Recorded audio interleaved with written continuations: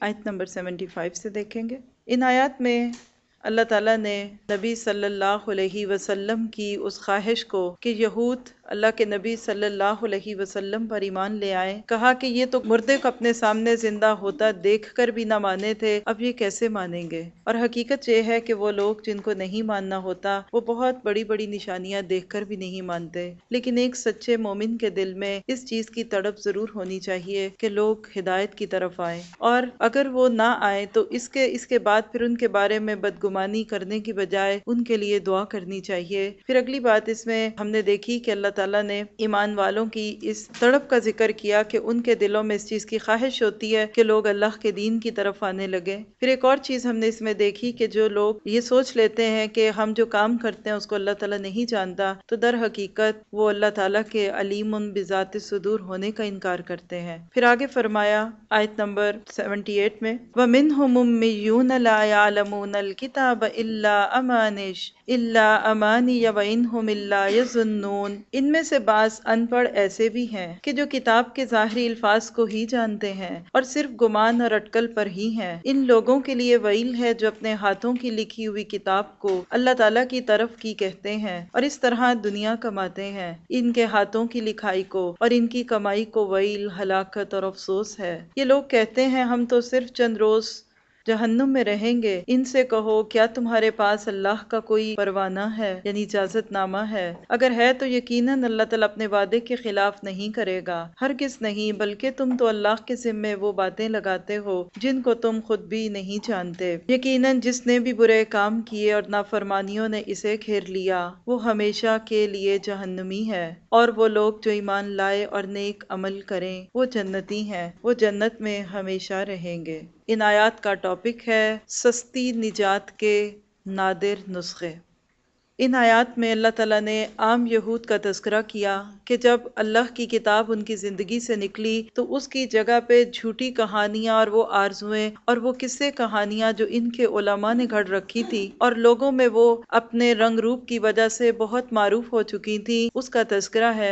حضرت ابن عباس رضی اللہ تعالیٰ عنہ کہتے ہیں کہ اکاذیب مختلق سمعوها من علمائهم فنقلوها علی التقلید۔ ان قصے کہانیوں کا سورس کیا تھا؟ ان کے علماء کی گھڑی ہوئی باتیں جو انہوں نے تقلید کی بنیاد پہ آگے سے آگے بنا لی۔ آج ہم یہود کی بات تو کرتے ہیں، اگر آج ہم مسلمان اپنے آپ کو دیکھیں تو آج ہمارے ہاں دین کا کون سا ایڈیشن سب سے زیادہ معروف ہے؟ دین کے نام پہ لوگوں کو ہمیشہ وہ چیزیں زیادہ اپیل کرتی ہیں جس کے اندر رنگ روپ ہو، جس میں خوشبوئیں ہوں اور جس میں کھانے پینے کی باتیں ہوں، اور وہ محفلیں اور وہ باتیں جس سے انسان کا عمل بدلے، اور وہ چیزیں جس سے اللہ کا دین سمجھ میں آئے، اس کی طرف توجہ کرنے والے تھوڑے ہیں، الا ماشاء اللہ۔ اور وہ دین جب اللہ کا دین نہیں رہتا تو اس کے بعد پھر لوگ صرف خوش فہمیوں کی جنت میں رہنے لگتے ہیں۔ اور ایسی تمام چیزوں کے معروف کرنے کا ایک بڑا نقصان کیا ہوتا ہے کہ لوگ عمل سے دور ہو جاتے ہیں۔ ہمارے لیے اس میں عمل کی بات یہی ہے کہ اللہ تو ہمیں اس کتاب سے اس طرح سے جوڑ دے کہ جب بھی کبھی دین کے نام پہ ہم کوئی بات دیکھیں، کوئی کام کھوتا ہوا دیکھیں، تو ہمارے پاس کوئی ایسا معیار ضرور ہو کہ جس سے ہم جان سکیں کہ یہ بات اللہ کے کلام کی ہے یا کسی دین والے نے اس کو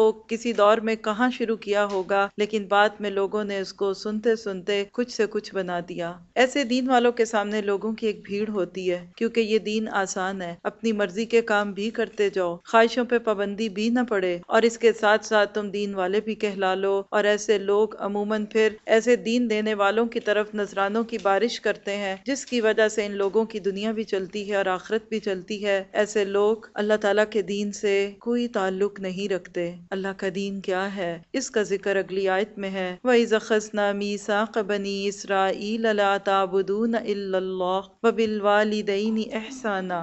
اور جب ہم نے بنی اسرائیل سے وعدہ لیا کہ تم اللہ تعالیٰ کے سوا دوسرے کی عبادت نہ کرنا اور ماں باپ کے ساتھ اچھا سلوک کرنا، اس طرح قرابت داروں، یتیموں، مسکینوں کے ساتھ اور لوگوں کو اچھی باتیں کہنا، نمازیں قائم رکھنا اور زکوٰۃ دیتے رہنا، لیکن تھوڑے سے لوگوں کے علاوہ تم سب پھر گئے اور تم نے منہ موڑ لیا۔ اس ایک آیت کا ٹاپک ہے ہدایت نامہ الہادی کی طرف سے۔ حقیقت یہ ہے کہ اللہ کے اوپر انسان کے اوپر اللہ کا پہلا حق یہ ہے کہ وہ اللہ کا عبادت گزار بنے، اور اس کے ساتھ کسی کو شریک نہ کرے۔ اس کے بعد انسانوں کے ساتھ ماں باپ کا تعلق، جن کے ساتھ انسان اپنا معاملہ بہترین رکھے، اور اسی طرح ہوتے ہوتے رشتہ دار اور پڑوسیوں کے ساتھ ہمارا معاملہ خوبصورت سے خوبصورت ہوتا جائے۔ ہمارا دین رہبانیت کا دین نہیں کہ ہم سارا وقت مسجدوں میں بیٹھے رہیں اور گھر والے ہماری ضرورت کے مستحق ہوں اور اس کے باوجود ہم ان کی طرف رخ نہ کر سکیں۔ عام طور پہ اپنے برابر کے لوگوں کے ساتھ تو اچھا معاملہ کرنا آسان ہی ہوتا ہے، لیکن اصل امتحان وہ ہوتا ہے کہ جہاں ہم سے چھوٹے لوگ، جو ہمارے غلام یا ہمارے ملازم یا وہ لوگ جو کسی معاشرے میں مسکین اور یتیم کی صورت میں دکھتے ہیں، ان کے ساتھ ہمیشہ وہی بندہ کام کر سکتا ہے کہ جس کا دل اللہ نے حق بات کے لیے چن لیا ہو، جو اس بندے کو رب کا بندہ سمجھے، اور وہ وہی کرے گا کہ جو اللہ سے ڈرنے والا ہوگا۔ جب انسان اپنے سے چھوٹے درجے کے انسان کے ساتھ بات کرتا ہے تو عموماً وہ اپنے آپ کو اور اونچا سمجھنے لگتا ہے، اور جو غریب یا چھوٹا شخص ہوتا ہے وہ اپنے آپ کو اور چھوٹا سمجھنے لگتا ہے، جس کی وجہ سے اچھی بات کرنے کا کوئی ظاہری طور پہ فائدہ نہیں دکھتا۔ اللہ تعالیٰ کہتے ہیں وَقُولُوا لِلنَّاسِ حُسْنًا، لوگوں سے اچھی بات کرو۔ عموماً ہم اچھی اچھی باتیں کرتے ہیں، مگر کہاں؟ اپنی دوستوں کی محفل میں، اپنے جیسے لوگوں کی محفل میں، اپنے خاندان والوں کے ساتھ، اور اگر موڈ اچھا ہو کبھی تو گھر والوں کے ساتھ بھی۔ لیکن اصل بات کیا ہے کہ اچھی بات برے ماحول میں، اچھی بات جب دوسرے آپ کو برا کہیں، اچھی بات جب آپ پہ تنقید ہو، اچھی بات جب لوگ آپ کی خوبیوں کا اعتراف نہ کریں، اور خاص طور پہ کسی ایسے انسان کی خوبی کے اعتراف میں اچھی بات کرنا جس کے ساتھ دل سے خوشی محسوس نہ کرتا ہو، ایسے ہی وقت میں انسان پھر اللہ کے لیے اچھی بات کر سکتا ہے۔ اور سب سے اچھی بات تو کیا ہے کہ لوگوں کو اللہ کی طرف جوڑا جائے۔ سورۃ حمیم سجدہ کی ایک آیت ہے کہ وَمَنْ أَحْسَنُ قَوْلًا مِّمَّنْ دَعَا إِلَى اللَّهِ، اس سے زیادہ اچھا کون شخص ہے جو اللہ کی طرف بلائے اور اللہ سے دعا کرتے ہیں کہ وہ ہمیں اچھی بات کرنے والا بنا دے۔ اور ہم لوگوں کے شکایتی رویوں کے باوجود، ہم لوگوں کے ستانے کے باوجود ان کے ساتھ اچھا معاملہ ہی رکھیں۔ اگلی آیت کو دیکھیں گے، وَإِذْ أَخَذْنَ مِيثَاقَكُمْ لَا تَسْفِكُونَ دِمَاءَكُمْ، اور جب ہم نے تم سے وعدہ لیا کہ آپس میں خون نہ بہانا، قتل نہ کرنا، اور آپس والوں کو جلا وطن نہ کرنا، تم نے اقرار کیا اور تم اس کے شاہد بنے، لیکن پھر بھی تم نے آپس میں قتل کیا اور آپس کے ایک فرقے کو جلا وطن کیا، اور گناہ اور زیادتی کے کاموں میں ان کے خلاف دوسرے کی طرفداری کی۔ ہاں، جب وہ قیدی ہو کر تمہارے پاس آئے تو تم نے ان کے فدیے دیے، لیکن ان کا نکالنا جو تم پر حرام تھا اس کا کچھ خیال نہ کیا۔ کیا بعض احکام پر تم ایمان رکھتے ہو اور بعض کے ساتھ کفر کرتے ہو؟ تم میں سے جو بھی ایسا کرے اس کی سزا اس کے سوا اور کیا ہو سکتی ہے کہ دنیا میں رسوائی اور قیامت کے دن سخت عذاب کی مار۔ اللہ تعالیٰ تمہارے اعمال سے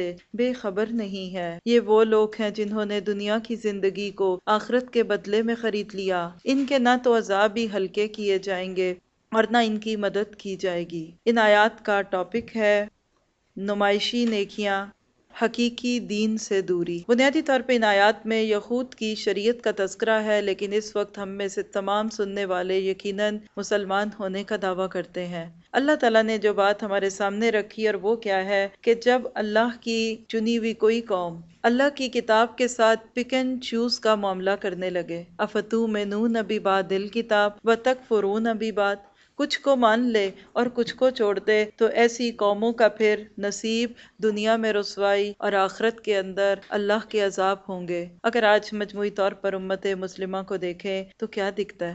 کہاں خوبی ہے ہماری؟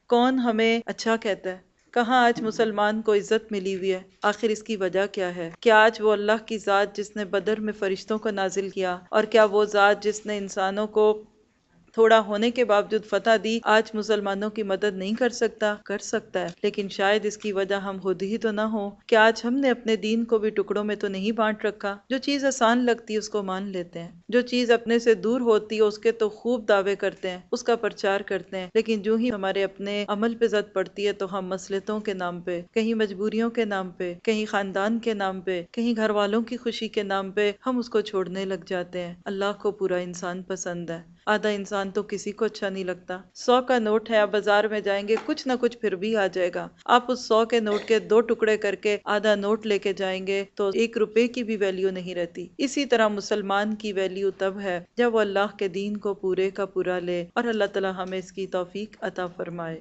وَلَقَدْ آتَيْنَا مُوسَى الْکِتَابَ ہم نے موسیٰ علیہ السلام کو کتاب دی اور ان کے پیچھے اور رسول بھیجے، اور ہم نے عیسیٰ ابن مریم کو روشن دلیلیں دیں اور روح القدس سے ان کی تائید کروائی۔ لیکن جب کبھی تمہارے پاس رسول وہ چیز لائے جو تمہاری طبیعتوں کے خلاف تھی، تم نے جھٹ سے تکبر کیا، پس بعض کو تو جھٹلا دیا اور بعض کو قتل بھی کر ڈالا۔ یہ کہتے ہیں ہمارے دل غلاف والے ہیں، نہیں نہیں، بلکہ ان کے کفر کی وجہ سے انہیں اللہ نے ملعون کر دیا ہے، ان کا ایمان بہت ہی تھوڑا ہے۔ اور ان کے پاس جب اللہ کی کتاب، ان کی کتاب کو سچا کرنے والی آئی، حالانکہ پہلے یہ خود اس کے ذریعے کافروں پر فتح چاہتے تھے، اور باوجود پہچان لینے کے پھر کفر کرنے لگے۔ اللہ تعالیٰ کی لعنت ہو کافروں پر۔ بئس ما اشتروا بہ انفسہم، بہت ہی بری وہ چیز ہے جس کے بدلے انہوں نے اپنے آپ کو بیچ ڈالا، وہ ان کا کفر کرنا ہے اللہ تعالیٰ کی طرف سے نازل شدہ چیز کے ساتھ، محض اس بات سے جل کر کہ اللہ نے اپنا فضل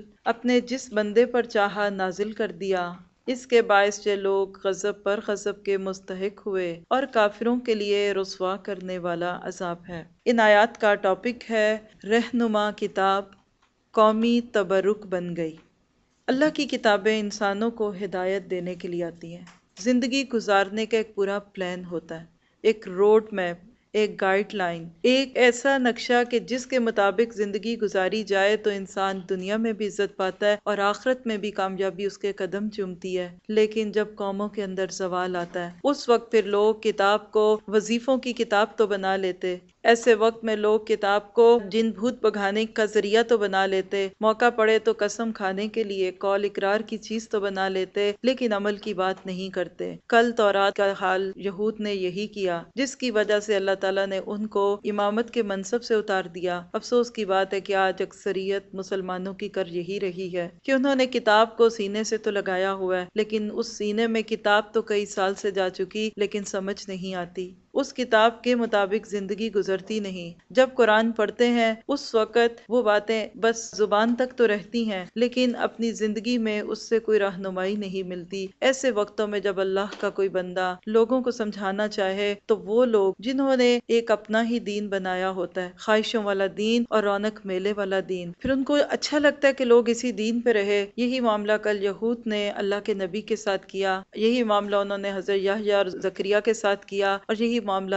آج کے اس دور میں ہے۔ ہمارے لیے اس میں عمل کی بات یہی ہے کہ جب ہم اللہ کے دین کی طلب رکھتے ہیں، جب ہم اپنے آپ کو مسلمان کہتے ہیں، تو پھر ہم اس کتاب کے لیے کیوں وقت نہیں دیتے؟ پھر آج یہ کتاب کیوں بند پڑی ہے؟ کیوں آج ہمارے گھروں میں کتابیں کئی کئی سال سے رکھی ہیں لیکن ہم نے اس کو ایک بار بھی نہیں پڑھا؟ اس لیے کہ شاید ہمیں اس کا موقع ہی نہیں ملا۔ اللہ کا شکر ادا کیجئے کہ اللہ نے آج ہماری زندگی میں کتاب کھلوا دی، اور اللہ کرے کہ یہ کھلی رہے۔ آج تو حال کیا ہو گیا کہ مرنے پہ کتاب کھلتی ہے، جب کوئی مر جاتا ہے تو سارے اٹھ کے آتے ہیں، آؤ اس کے لیے قرآن پڑھیں تاکہ یہ بخشا جائے۔ یہ کتاب تو زندوں کے لیے تھی۔ اہدنا الصراط المستقیم، یہ دعا تو ایک زندہ کو فائدہ دے گی، مرنے کے بعد کیا فائدہ ہوگا ان چیزوں سے جس کا ذکر حلال اور حرام سے، جس کا ذکر کھانے اور پینے سے؟ قبروں میں تو کوئی ایسی چوائس نہیں۔ تو اللہ کرے کہ یہ کتاب آج ہماری بھی زندہ ہو کے ہماری زندگی میں اس طرح سے کھل جائے کہ یہ ہماری زندگی کے لیے ایک ایسا خوبصورت نقشہ بن جائے کہ ہم کوئی کام کرنے سے پہلے اسی کتاب سے رہنمائی چاہیں۔ وَإِذَا قِيلَ لَهُمْ آمِنُوا بِمَا أَنزَلَ اللَّهُ، اور جب ان سے کہا جاتا ہے کہ اللہ کی اتاری ہوئی کتاب پر ایمان لاؤ،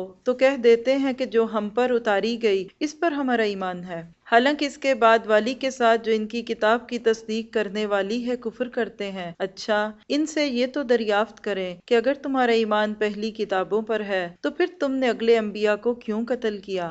وَلَقَدْ جَاءَكُم مُوسَىٰ، اور تمہارے پاس تو موسیٰ علیہ السلام یہی دلیلیں لے کر آئے، لیکن تم نے پھر بھی بچڑا پوجا، تم ہو ہی ظالم۔ وَإِذْ أَخَذْنَا مِيثَاقَكُمْ، جب ہم نے تم سے وعدہ لیا اور تم پر طور کو کھڑا کر دیا اور کہہ دیا کہ ہماری دی ہوئی چیز کو مضبوط تھامو اور سنو، تو انہوں نے کہا ہم نے سنا اور ہم نے نافرمانی کی، اور ان کے دلوں میں بچڑے کی محبت پلا دی گئی بسبب ان کے کفر کے۔ ان سے کہہ دیجئے کہ تمہارا ایمان تمہیں کتنا برا حکم دے رہا ہے۔ آپ کہہ دیجئے کہ اگر آخرت کا گھر صرف تمہارے ہی لیے ہے، اللہ کے نزدیک اور کسی کے لیے نہیں، تو آؤ اپنی سچائی کے ثبوت میں موت طلب کرو، لیکن اپنے کارناموں کو دیکھتے ہوئے کبھی بھی موت کی یہ تمنا نہیں کریں گے، اور اللہ ظالموں کو خوب جانتا ہے۔ وَلَتَجِدَنَّهُمْ أَحْرَصَ النَّاسِ عَلَىٰ حَيَاتٍ، بلکہ سب سے زیادہ دنیا کی زندگی کا حریص اے نبی آپ انہی کو پائیں گے۔ یہ زندگی کے لالچ میں مشرکوں سے بھی زیادہ ہیں، ان میں تو ہر شخص 1,000 سال کی عمر چاہتا ہے، گویا یہ عمر دیا جانا بھی انہیں عذاب سے نہیں چھڑا سکتا۔ اللہ تعالیٰ ان کے کاموں کو بخوبی دیکھ رہا ہے۔ یہ تھی آیت نمبر 91 سے 96۔ ان کا ٹاپک ہے گروہ پرستی، حق پرستی نہیں ہے۔ یہود جو قرآن کی دعوت کو ماننے کے لیے تیار نہیں ہوئے تھے، اس کی وجہ کیا تھی؟ ان کا یہ احساس کہ ہم پہلے سے حق پر ہیں، جب ہم خود دین پہ ہیں تو ہم کسی نئے دین کو کیوں پائیں؟ اور انہوں نے اپنے گروہی نام کو اسلام کا نام دے دیا۔ یہاں شاید آپ میں سے کچھ لوگوں کے لیے یہ بات نہیں ہوگی کہ یہودیت لفظ اللہ کا دیا ہوا نہیں، نصرانیت لفظ اللہ کا دیا ہوا نہیں۔ وہ دین جو حضرت موسیٰ کو ملا تھا اس کا نام بھی اسلام تھا، وہ دین جو عیسیٰ علیہ السلام کو دیا گیا اس کا نام بھی اسلام تھا، لیکن یہود نے حضرت یعقوب علیہ السلام کے بڑے بیٹے یہودا کی طرف نسبت کرتے ہوئے اپنے آپ کو یہودی کہلایا۔ اسی طرح بعد کے لوگوں نے ناصرہ نام کی بستی سے نسبت کرتے ہوئے اپنے آپ کو نصارہ یا پھر عیسائی حضرت عیسیٰ سے نسبت کر کے بن گئے۔ اسلام کا یہ مزاج نہیں۔ کل وہ یہودی یا نصرانی جگہوں اور انسانوں کی نسبت سے بنے۔ آج افسوس کی بات ہے کہ امت مسلمہ نے بھی اپنے آپ کو چند شخصیات کے نام سے جوڑ لیا، چند جگہوں کے نام سے جوڑ لیا۔ بعد میں فارغ بیٹھ کے ذرا سارے نام لکھیے گا اپنی نوٹ بکس میں کہ آج کے دور میں جو مسلمانوں کے اندر سیکٹس اور گروہوں کے نام پہ ہیں، کوئی ایک بھی آپ کو اللہ سے جڑتا ہوا نہیں ملے گا۔ تعصب کی بات نہیں، صرف بتانے کے لیے پوچھوں گی کہ دیوبندی کیا ہے؟ دیوبند شہر کی طرف نسبت ہے۔ بریلوی کیا ہے؟ بریلی شہر کی طرف نسبت ہے۔ حنفی کیا ہے؟ امام ابو حنیفہ رحمہ اللہ کی طرف نسبت ہے۔ شافعی کیا ہے؟ امام شافعی کی طرف نسبت ہے۔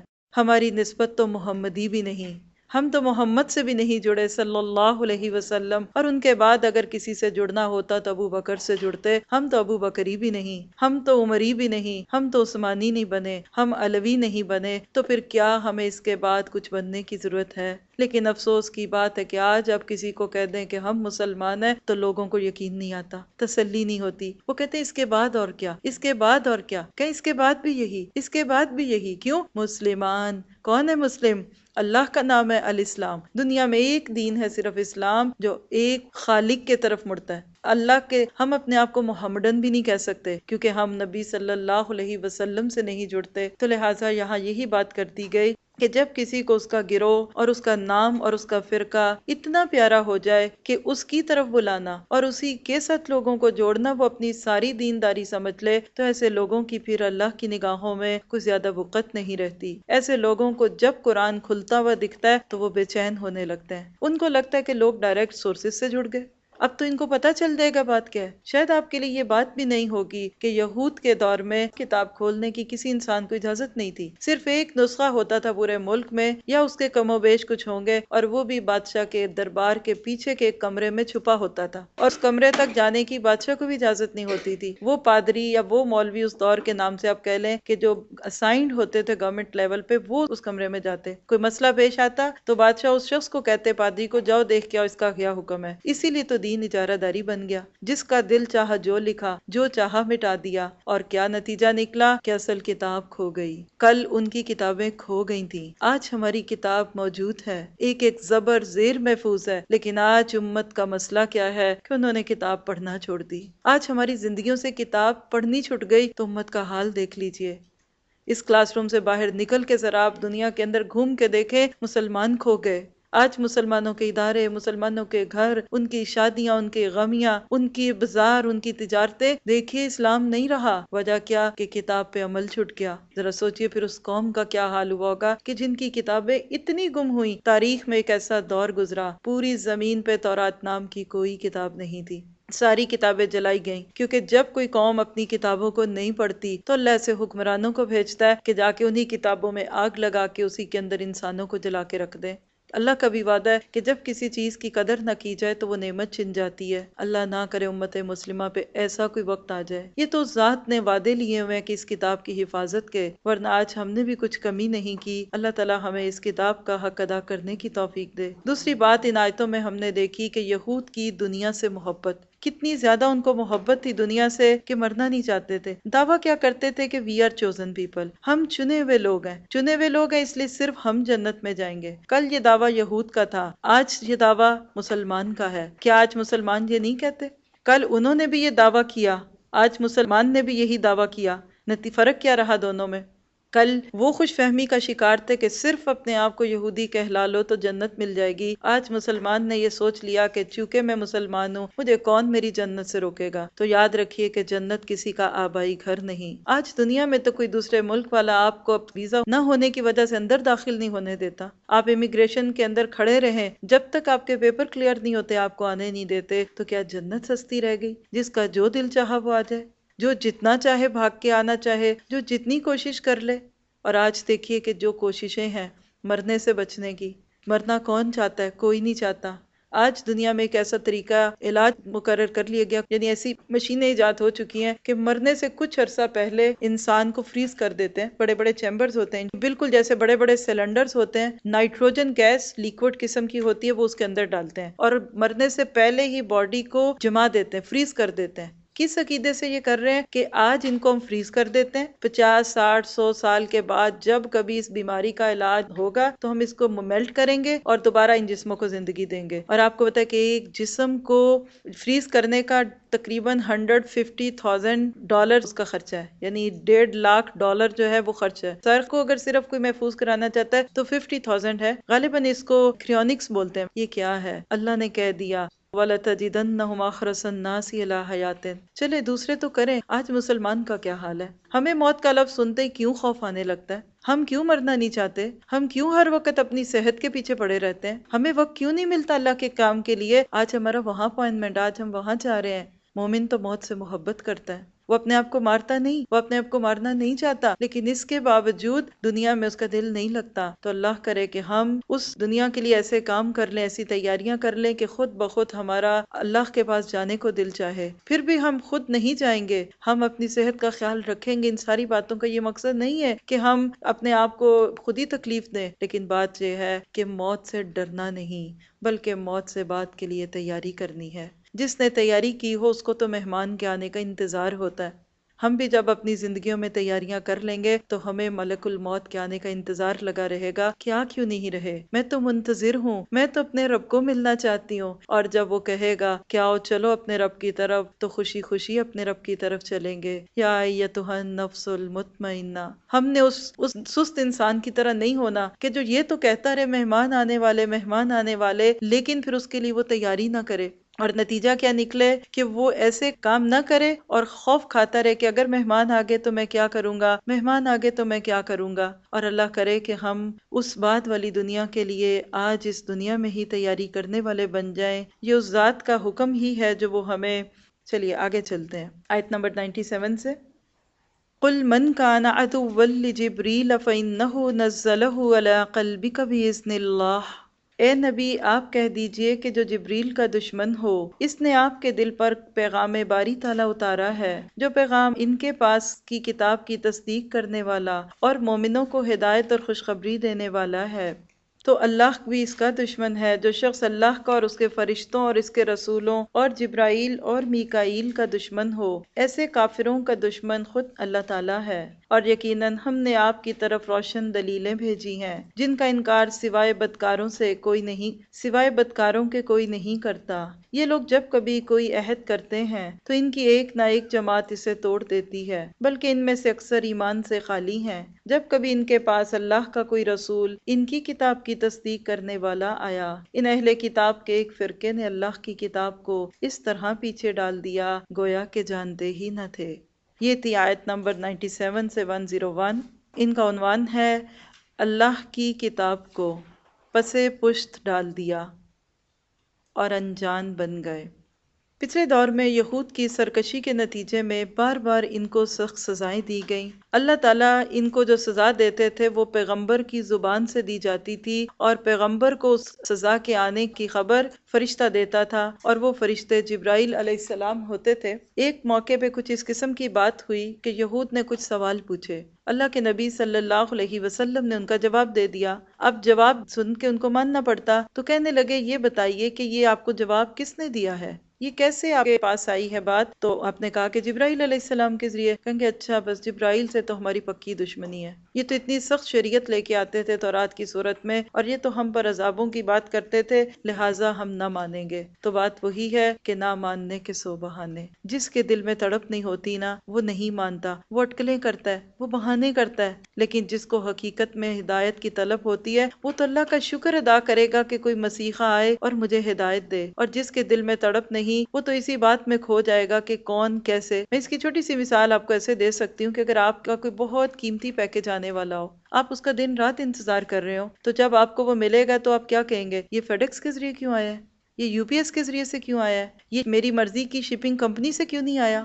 آپ کو تو پیغام سے مطلب ہے۔ اسی طرح وہ لوگ جو اللہ کے کلام کی طلب رکھتے ہیں، پھر ان کا تو دل کیا ہوتا ہے کہ وہ فوراً اس کو سن کے ماننے والے بن جائیں، سمعنا واتانا۔ اور وہ لوگ جو ہیلے بہانے کرتے رہے، جو عذر تراشتے رہے کہ ایسا نہیں تو ویسا، تو سمجھ لیجئے کہ پھر طلب نہیں۔ جس کے دل کو ہدایت کی طلب ہوتی ہے، وہ سر کے اوپر پاؤں رکھ کے بھی چل کے آنے کو تیار ہے، اور جس کو طلب نہیں، اس کے دروازے پہ بھی ہدایت کا چشمہ بہہ رہا ہوگا تو وہ اس سے سیراب نہیں ہوگا۔ یہاں اللہ تعالیٰ نے یہود کے اس عمل پہ ایک بہت بڑی بات بتا دی کہ دیکھو، تم جبرائیل علیہ السلام سے دشمنی کی بات کرتے ہو، جبرائیل تو میرا رسول تھا، اور اگر تم نے جبرائیل علیہ السلام کو جھٹلایا تو گویا کہ تم نے سب کو جھٹلایا۔ ہمارے لیے اس میں عمل کی بات یہی ہے کہ کسی اللہ والے سے بغض نہیں رکھنا، کبھی کسی سے کوئی دشمنی نہ رکھیں، اس لیے کہ کیا پتا اللہ کا نیک بندہ ہو اور آپ اس نیک بندے کو نقصان دے دیں، یا اس کے ساتھ آپ کا معاملہ برا ہو، تو یاد رکھیے پھر وہ اللہ کا معاملہ بن جاتا ہے، پھر اللہ خود اس کا بدلہ اور جواب دیتا ہے۔ اللہ تعالیٰ ہمیں توفیق دے کہ ہم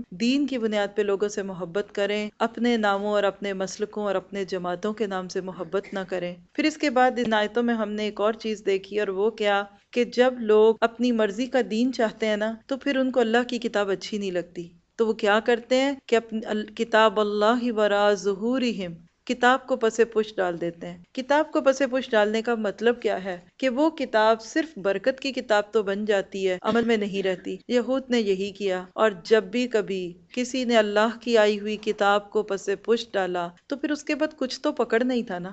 اس کے نتیجے میں کیا پکڑا، اس کا تذکرہ اگلی آیتوں میں آتا ہے، وَاتَّبَعُوا مَا تَتْلُو الشَّيَاطِينُ عَلَى مُلْكِ سُلَيْمَانَ، اور اس چیز کے پیچھے لگ گئے جسے شیاطین سلیمان علیہ السلام کی حکومت میں پڑھتے تھے۔ سلیمان نے نہ تو کفر کیا تھا، بلکہ یہ کفر شیطانوں کا تھا۔ وہ لوگوں کو جادو سکھایا کرتے تھے، اور بابل میں ہاروت اور ماروت دو فرشتوں پر اتارا گیا جو کچھ، وہ دونوں بھی کسی شخص کو اس وقت تک نہیں سکھاتے تھے جب تک یہ نہ کہہ دیں کہ ہم تو ایک آزمائش ہیں، تو کفر نہ کر۔ پھر لوگ ان سے وہ سیکھتے جس سے خاوند اور بیوی میں جدائی ڈال دیں، اور دراصل وہ بغیر اللہ تعالیٰ کی مرضی کے کسی کو کوئی نقصان نہیں پہنچا سکتے تھے۔ یہ لوگ وہ سیکھتے ہیں جو انہیں نقصان پہنچائے اور نفع نہ پہنچائے، اور وہ بالیقین جانتے ہیں کہ اس کے لینے والے کا آخرت میں کوئی حصہ نہیں، اور وہ بدترین چیز ہے جس کے بدلے وہ اپنے آپ کو فروخت کر رہے ہیں۔ کاش کہ یہ جانتے ہوتے۔ اگر یہ لوگ صاحب ایمان اور متقی بن جاتے تو اللہ تعالیٰ کی طرف سے بہترین ثواب ان کو ملتا، اگر یہ جانتے ہوتے۔ یہ تھیں آیات 102 اور 103۔ ان کا ٹاپک ہے اللہ کی کتاب کو چھوڑا تو شیطانوں کے پیچھے لگ گئے۔ آسمانی کتاب کی حامل کسی قوم پر جب بگاڑ آتا ہے تو اس کی وجہ کیا ہوتی ہے کہ آخرت میں نجات کے لیے چند ایسی چیزوں کو اپنے لیے مقرر کر لیتے ہیں کہ جس سے ان کے عمل پہ زد نہ پڑے، حالانکہ اللہ تعالیٰ نے کسی کے جنت میں جانے کا سراسر دار و مدار عمل پر رکھا ہے۔ جو عمل کرے گا وہی جنت میں جائے گا۔ جب ایسے لوگ عمل سے دور ہوتے ہیں تو اس کے بعد دل میں گلٹ پیدا ہوتا ہے، اور جب گلٹ پیدا ہوتا ہے تو اس کے نتیجے میں ڈپریشن اور کچھ اس قسم کی گھٹن پیدا ہوتی ہے طبیعت میں۔ اصل میں تو روح کی غذا اس کو نہیں ملی نا۔ قرآن تو اللہ کا کلام تھا، یہ انسان کی روح کی غذا تھی۔ جب لوگ روح کی خوراک ختم کر دیتے ہیں تو ان کو پھر مختلف قسم کی چیزیں دکھنے لگتی ہیں، پھر اس کے بعد وہ یہ سوچتے ہیں کہ شاید ہم پہ کسی نے جادو کر دیا۔ اور نتیجہ کیا ہوتا ہے کہ اس جادو کے توڑ کے لیے پھر وہ ایسی جگہوں پہ جانے لگتے ہیں کہ جہاں ایمان کے سودے ہونے لگتے ہیں۔ ان آیات میں ہم نے جادو کے بارے میں دیکھا کہ کیسے زوال شدہ قومیں جادو کے پیچھے لگ جاتی ہیں۔ تو حقیقت یہ ہے کہ جادو حقیقت تو ہے، لیکن جتنا ایمان سچا ہو، جتنا اللہ کے وعدوں پہ یقین ہو، اتنا انسان اس چیز سے محفوظ ہوتا ہے۔ جادو کرنے کرانے والے کو اللہ تعالیٰ کے نبی صلی اللہ علیہ وسلم کی حدیث اور قرآن پاک کی چند آیات کو اگر ہم سامنے رکھیں تو کافر کہا گیا۔ جادوگر کا دین ختم ہو جاتا ہے، کیونکہ ایسے لوگوں کو شیطانوں کو خوش کرنا پڑتا ہے۔ بعض دفعہ یہ لوگ قرآن پاک کو الٹا پڑھتے ہیں، مثلا جیسے بسم اللہ الرحمن الرحیم ہے تو یہ پیچھے سے پڑھیں گے میم یا ہا الف لام را۔ پھر اسی طرح بعض دفعہ قرآن پاک کے صفوں کو زمین پہ رکھ کے اس کے اوپر رقص کرتے ہوئے دیکھے گئے۔ پھر اسی طرح یہ لوگ گندے رہتے، ہر وہ کام ان کو کرنا پڑتا ہے جس سے شیطان ان سے خوش ہوں۔ قبرستانوں میں جا کے چلے کاٹے جاتے ہیں، وہاں خسار کھینچے جاتے ہیں۔ بعض دفعہ پیریڈز کا جو بلڈ ہوتا ہے اس سے قرآن پاک کے لفظوں کو لکھا جاتا ہے۔ اور اسی طرح سے محرمات سے زنا کرنا، یعنی ماں بہنوں اور بیٹیوں کے ساتھ زنا کر کے جو شخص ایسے کام کر لیتا ہے پھر شیاطین اس کے قابو میں آ جاتے ہیں اور پھر وہ ان سے غلط طریقے کے کام کرواتا ہے۔ ہمارا کام کیا ہے؟ خود تو کرنا نہیں کسی پہ۔ عموماً لوگ جادو جب بھی ایسی جگہوں پہ جاتے ہیں تو وہ یہ نہیں کہتے کہ ہم کرنے جا رہے ہیں، وہ یہ کہتے ہیں کہ مجھ پہ کسی نے کیا ہے، میں اس کا توڑ کروانے جا رہی ہوں، میں اس کا علاج کروانے جا رہی ہوں۔ تو کیا اس صورت میں کیا ہونا چاہیے؟ دیکھیں کہ اللہ کے نبی ہمارے لیے بہترین رول ماڈل تھے۔ ہمیں سکھانے کے لیے اللہ تعالیٰ نے نبی پر بھی جادو کروایا۔ آپ نے کیا کیا؟ سورت فلق اور سورت ناس، معوذتین کہتے ہیں ان دو صورتوں کو۔ اس کی 11 آیتیں نازل ہوتی گئیں اور وہ 11 گرہیں کھلتی گئیں جو اللہ کے نبی کے اوپر جادو کی صورت میں کی گئی تھی۔ ہمارا عمل کیا ہونا چاہیے؟ پہلی بات تو کہ اپنے عقیدے کو پختہ رکھیے، صاف ستھرے رہیے، طہارت کا اہتمام کیجیے، بیکار بال ہوتے ہیں ان کو صاف رکھیے، ناخنوں کو چھوٹا رکھیں کیونکہ ان راستوں سے شیطان جو ہیں وہ اندر جاتے ہیں۔ پھر اس کے بعد یہ ہے کہ آپ صبح و شام کی دعاؤں کا اہتمام کیجیے، 5 وقت کی فرض نماز پڑھیں گے، آیت الکرسی کو ہر نماز کے ساتھ اپنا حصہ بنا لیں، انشاءاللہ تعالی کسی کا کوئی اثر نہیں آئے گا۔ اور اپنے دل میں اس کا پورا یقین رکھیں کہ مجھے نہیں ہوگا۔ دیکھیے اس کا جو اثر ہے نا بہت زیادہ انسان کے نفسیات کے ساتھ ہے۔ جو سائیکولوجیکلی ویک لوگ ہوتے ہیں نا، کمزور ذہن کے ہوتے ہیں، تو ہم پرس ہوتے ہیں، ان کو ہر وقت یہ وہم رہتا ہے، پورے شعور سے کہ مجھے کچھ نہیں ہو سکتا، اور اگر اللہ نہ کرے ہو جائے تو پھر اس کے لیے بھی صرف قرآن اور سنت، اس کے علاوہ باقی چیزوں سے اپنے ایمان کو ضائع نہیں کروانا۔